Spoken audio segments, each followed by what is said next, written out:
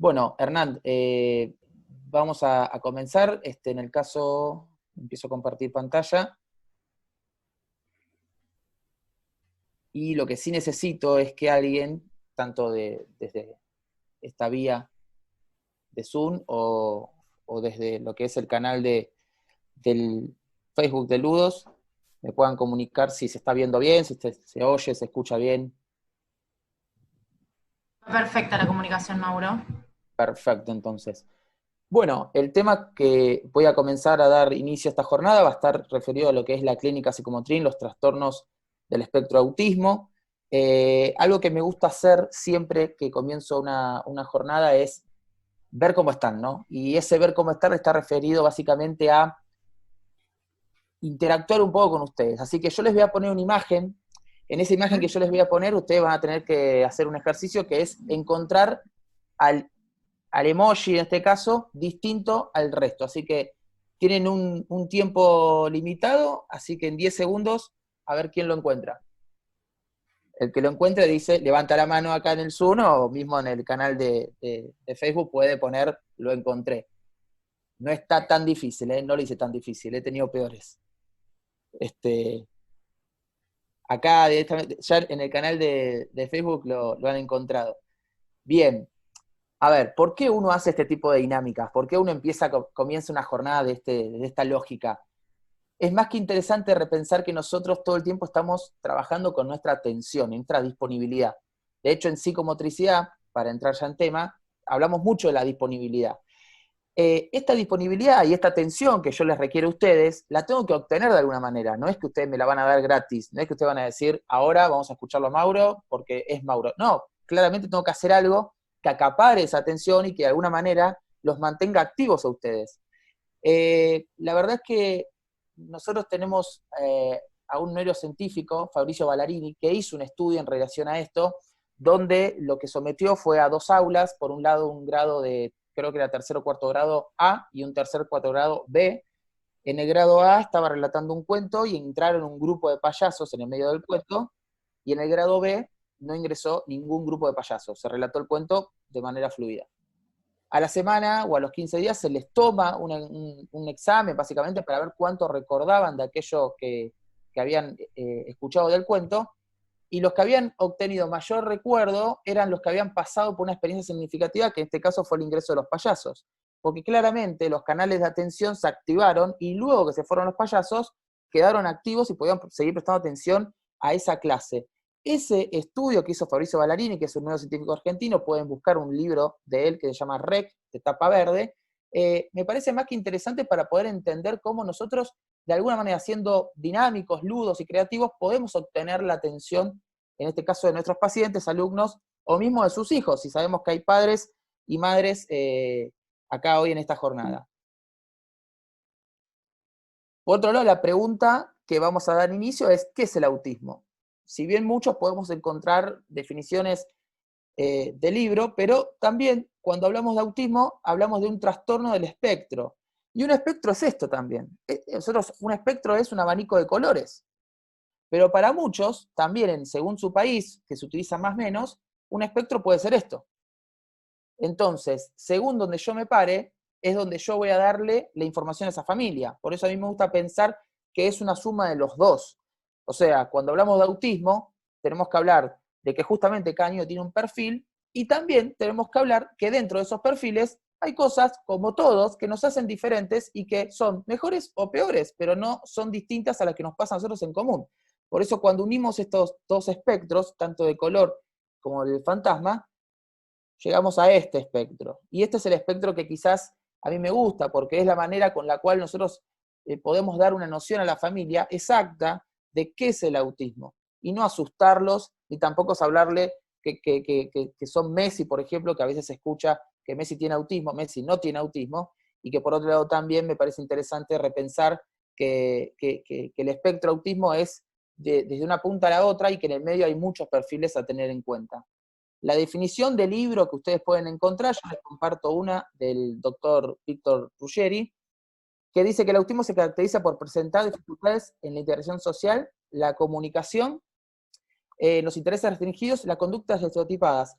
A ver, esta definición de libro que uno puede tener es la que nos sirve a nosotros para saber dónde estamos parados, pero de ninguna manera es una definición que pueda decirnos el día a día de las personas con autismo. Quienes nos van a dar información en el día a día son justamente las familias. Las familias son las que nos van a dar a nosotros información de saber cómo está ese chico, de saber quién es, de poder comprender cuáles son sus fortalezas, cuáles son sus debilidades. Bueno, todo esto tenemos que tenerlo presente a la hora de repensar un perfil de una persona dentro del espectro. Me gustó sumar esto, que va en relación más académica, pero en relación a las teorías explicativas del autismo, y yo le sumo a cada una de estas teorías explicativas los autores para que ustedes puedan después buscarlos. Pero pensemos, por ejemplo, en la primera teoría explicativa, que es teoría de la mente, que engloba un déficit en la atribución y respuesta a los estados mentales de las personas. La cornisa central débil implica dificultad para integrar la información de forma global, atendiendo a cosas más específicas y no tanto al contexto. Y la función ejecutiva, que son habilidades para monitorizar nuestra conducta y dirigirla a un objetivo.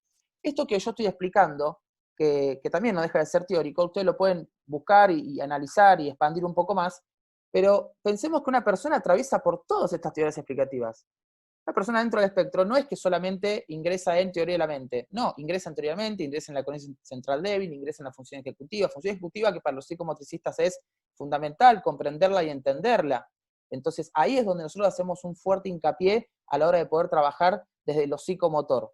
Ahora, también tenemos que entender que esa teoría de la mente y esa cornisa central débil va a afectar muchas veces la disponibilidad y la predisposición de este niño para con lo que nosotros les proponemos. Entonces el espectro no es solamente una definición, sino que es ir comprendiendo un poco más que estas cosas van afectando a esa persona y que tenemos que poder dar respuesta cuando ellos nos presentan un desafío y nosotros tenemos que adaptarnos y readaptarnos o readaptar la actividad o la dinámica a lo que estamos haciendo.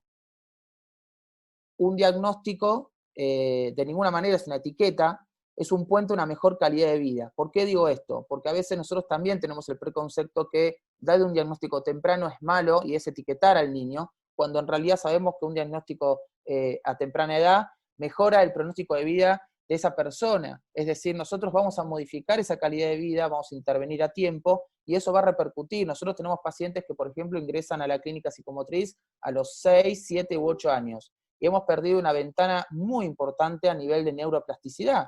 Entonces, ese periodo de oro que nosotros tenemos, esa ventana que nosotros tenemos, que es de 1 a 3 y de 3 a 6, es importante que lo tengamos presente. Los médicos que se dedican a lo que son los trastornos del neurodesarrollo y obviamente están especializados en neurodesarrollo, esto lo saben perfectamente. Por eso es que justamente son los primeros en poner una alerta y poder derivar con criterio a las profesionales correspondientes que trabajan dentro del espectro.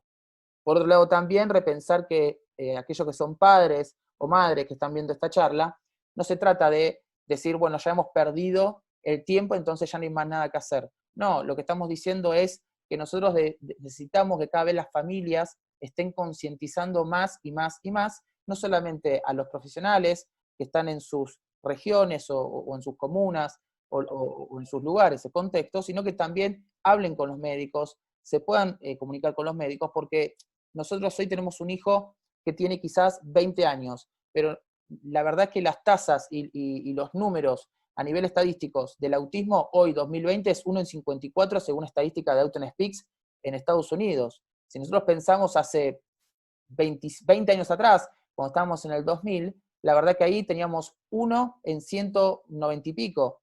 Y si vamos al 80, teníamos 1 en 500. Es decir, no es que el autismo ha crecido. Hoy tenemos mayores herramientas para poder valorar y evaluar a las personas con autismo. Y cada vez tenemos más profesionales que no solamente están destinados a lo que es la rama de la medicina, sino que justamente también tienen muchos criterios desde sus disciplinas particulares. Hoy tenemos fonoaudiólogos, psicomotricistas, terapistas ocupacionales, psicopedagogos, musicoterapeutas y una infinidad de espectro dentro de lo que es la salud, que están capacitados y acreditados para poder hacer una evaluación exhaustiva y poder dar con criterio una opinión diagnóstica, que luego el médico tendrá que valorar, pero claramente que hoy tenemos mayores ojos a la vista. Y de hecho, una pregunta que yo siempre hago, y se las voy a hacer, y espero que alguno abra el micrófono, no hay problema con eso, es que me puedan comentar quién es el primero en darse cuenta que esa persona o ese niño puede o no tener sospecha de autismo. Estamos hablando de autismo, estamos hablando de sospecha, algo que tiene que ver más con la pesquisa. ¿Quién es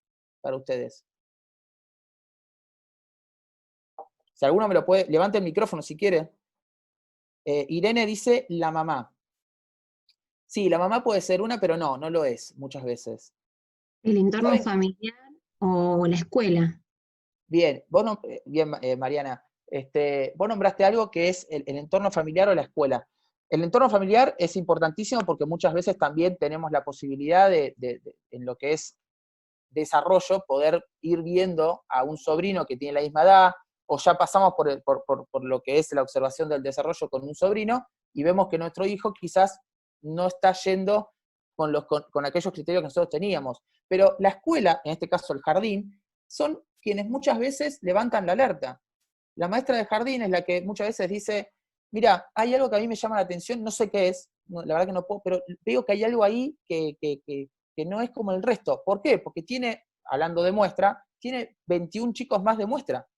Entonces, no es que tenemos solamente ojos para un niño, tenemos ojos para los 22 chicos y vemos que, en este caso, no sé, Matías actúa distinto a el resto de los chicos. Entonces, ahí es cuando levanta la alerta la maestra. Después va a depender mucho del pediatra y de dónde caiga esa madre, lamentablemente, para tener un poco de opinión más acreditada. Pero es importante saber, y quienes están en la docencia, que no es que nosotros estamos diciendo diagnostiquen, sino que muchas veces cuando ven algo que está fuera del desarrollo de la observación, pueden levantar la mano y decir, mira, hay algo que acá me llama la atención.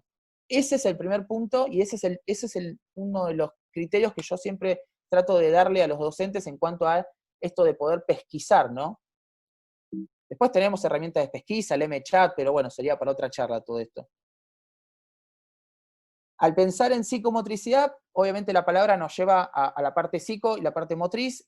Cuando hablamos de psico hablamos de cognición, pero todo lo que pasa dentro de esa cognición, cómo se produce todo esto que queremos implementar en cuanto a una dinámica del encuadre psicomotor o psicomotriz, y obviamente a la persona que en realidad nos va a servir a nosotros como profesionales de objeto de estudio, porque nosotros vamos a empezar a valorar y a observar y evaluar a este niño. Y justamente también vamos a empezar a valorar y evaluar a qué pasa con esa parte más cognitiva.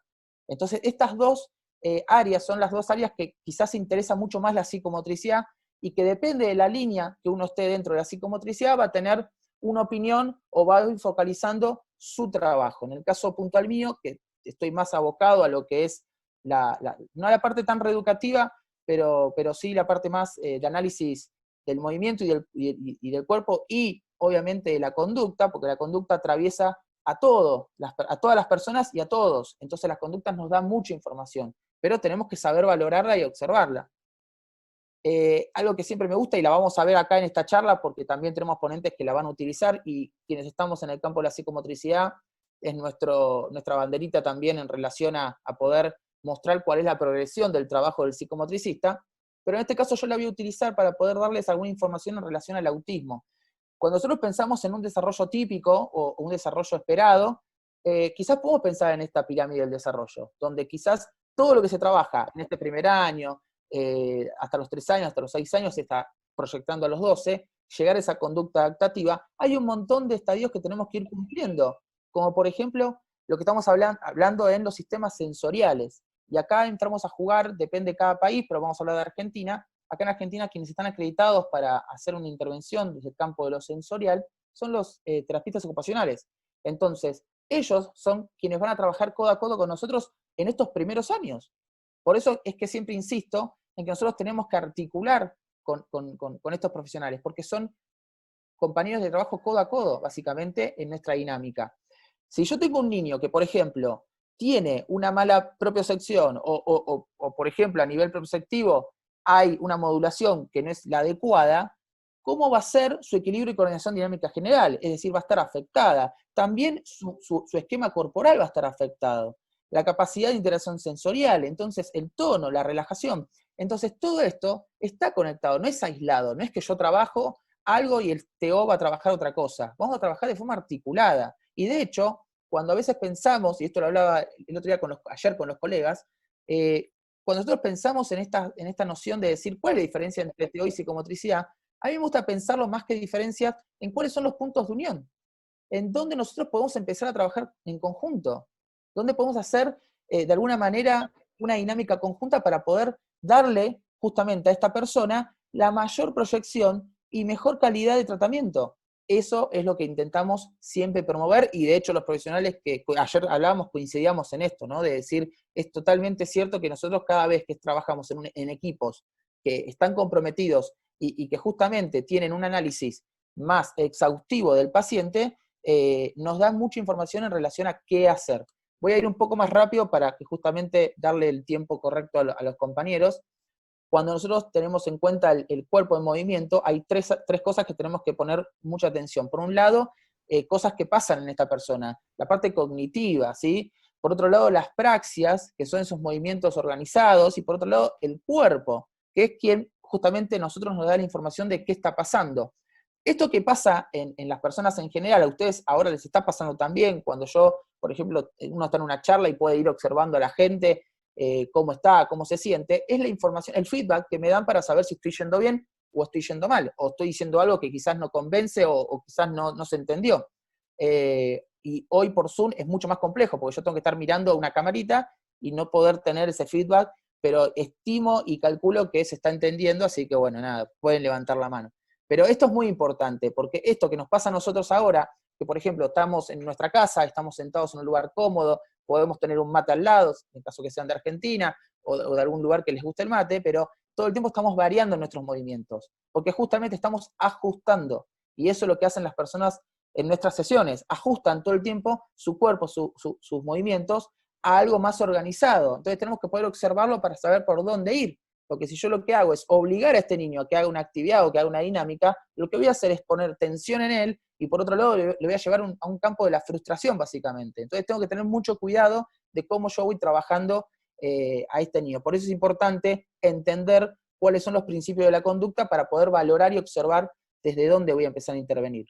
Nosotros como psicomotricistas hacemos una evaluación, luego de esa evaluación hacemos un análisis, y luego de ese análisis llegamos a una planificación. Esta planificación es exhaustiva y es única para cada paciente, con lo cual nos va a dar la noción y la capacidad de poder pensar cuáles son los objetivos a mediano, corto y largo plazo. Porque nosotros no podemos pensar en objetivos a muy largo plazo en pacientes que quizás tienen un compromiso alto o mayor necesidad de apoyo. Tengo que pensar en objetivos concretos y poder observar y también hablar con la familia, pues, qué es lo relevante hoy para este paciente. Porque quizás nosotros, en nuestra primera entrevista, vemos que este chico, por ejemplo, tiene una falla en lo que es el juego simbólico, por decirlo algo, pero quizás hoy lo que más ocupa es su capacidad de motivación para con el juego y la interacción con la madre. Entonces tengo que empezar a trabajar por esos lados, y no ponerme a hacer un trabajo exhaustivo desde otro campo. Porque hoy lo que lo alerta a este niño es esta situación concreta, y eso es lo que me tiene que ocupar, y eso es lo que ocupa el equipo terapéutico. Las consideraciones en cuanto al criterio de finalidad, esto lo leí hace poquito, es, en el criterio de finalidad es qué esperamos del paciente. ¿Qué espera el paciente de nosotros y qué espera su familia de nosotros? Ese es el principio, el criterio de finalidad. Por otro lado, cuando hablamos del criterio del medio, es teniendo ya un objetivo, ¿tiene el sujeto los medios para tiene, en este caso, el sujeto los medios para lograr ese objetivo? ¿Sí? Esas son las consideraciones que tenemos que tener muchas veces para llegar de alguna manera a una planificación exhaustiva. Por otro lado, cuando hablamos del criterio de carencia, tenemos que hacer relación a cuando el sujeto no logra alcanzar los objetivos, ¿qué pasó? ¿Cuáles son las causas por las cuales no lo logra y cómo podría ayudarlo para que logre llegar a ese objetivo? ¿Sí? Entonces, estas tres cosas que yo menciono son las que nos van a dar mucho hincapié a nosotros para poder saber el qué hacer. Pero para eso tenemos que poder, como dije antes, observarlo. Y esa observación no tiene que ser meramente descriptiva, tiene que ser obviamente terapéutica, porque yo tengo que poder intervenir para que eso suceda. Yo tengo que llevarlo al chico a la situación para que eso se pueda dar. Nosotros cuando actuamos con un paciente y recreamos una situación o hacemos una intervención o hacemos una actividad en específico, lo que estamos haciendo es darle recursos a esa persona para que luego, fuera del consultorio, los pueda utilizar, porque de nada sirve que un chico aprenda todo en un consultorio y luego cuando sale a la vida real no logra poner en juego todo eso aprendido. Por eso es importante también, algo que menciono, es salir con los pacientes a la calle, dar algún tipo de evento, pueden ir a un parque, una plaza, y poder observarlo en esos contextos también, que son fuera de los consultos, tomarse el tiempo para que eso suceda. Y si no tienen el tiempo, pedirle a la familia que lo logre filmar y ustedes tener ese feedback. Eso es exhaustivo, trabajar con la familia dentro del consultorio para que sepan qué estamos haciendo, eso es fundamental. Y hoy, en la pandemia, es vital. Obviamente, nosotros tenemos que tener en cuenta la necesidad de apoyos que va a tener esta persona.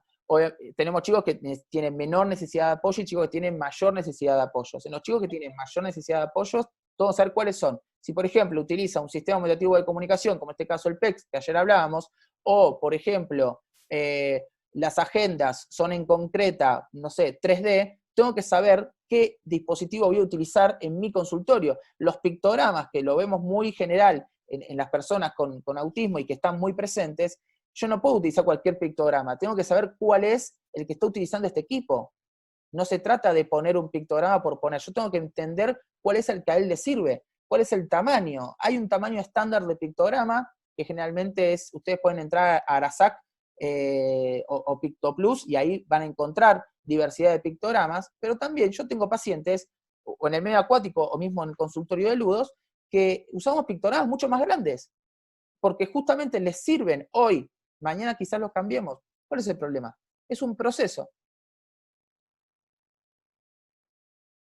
Los apoyos son sumamente necesarios, así como también repensar el perfil de cada persona dentro del espectro.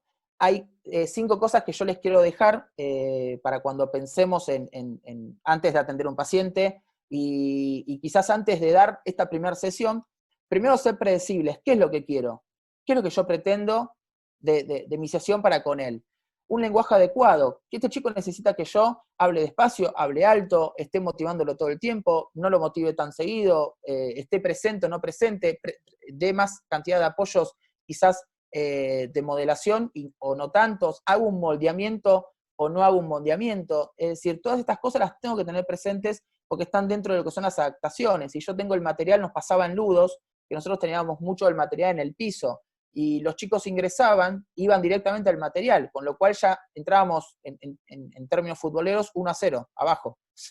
La verdad es que ya entrábamos mal, porque decíamos, ya perdimos esa primera posibilidad de interacción, que es el ingreso al consultorio. Bueno, empezamos a poner los materiales en altura, y eso empezó a despertar algo que muchas veces es complejo en las personas con autismo, que es lo protodeclarativo o lo protohiperativo, que es empezar a poner el dedo para señalar qué es lo que quiero, y no llegar básicamente a lo que es el uso instrumental, que es cuando nos llevan hacia el objeto, que eso está muy presente también en las personas con autismo, que están acostumbradas a tener acceso a los objetos o a lo que quieren a través del pedido instrumental hacia la madre o el padre o la familia, y no empezar a señalar, que es lo primero que tenemos que empezar a trabajar.